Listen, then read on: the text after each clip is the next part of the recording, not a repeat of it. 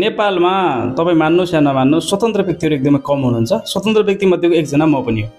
र पार्टीमा जोडिनुको मेन कारण के हो भने हरेक ठाउँमा कुनै पनि व्यक्तिले काम गराउँदा पार्टीमा जोडिएको छैन भने त्यति सहज छैन, यो ध्रुव सत्य कुरा हो। त्यसकारण साथीहरू जोडिने गर्नुहुन्छ। र अहिले जो माहौल निक्लेको छ काठमाडौँमा राजाको सपोर्टमा, यो पनि अतिको प्रकाश हो कि जबसम्म व्यक्तिलाई तपाईँ दबाएर राख्ने कोसिस गर्नुहुन्छ त्यो व्यक्ति धेरै दब्न सक्दैन। त्यसकारण यो चिज उत्पन्न भएको। र हिजो जब माओवादी निक्लेको थियो त्यो पनि अति नै भएर निक्ल्या हो। अब हामीले तपाईँको सपोर्ट या कसैको विरोध भन्दा पनि हामीले अब राजाको सपोर्टमा बोल्यौँ भने पार्टीको साथीहरू 7 पुस्ते गाली गर्नुहुन्छ। अब पार्टीको सपोर्टमा बोलौँ भने राजाको साथीहरू 7 पुस्ते गाली गर्नुहुन्छ। अब हामी केही नबोलौँ भने साला देशको लागि बोल्दैनस् भनेर पनि गाली गर्नुहुन्छ।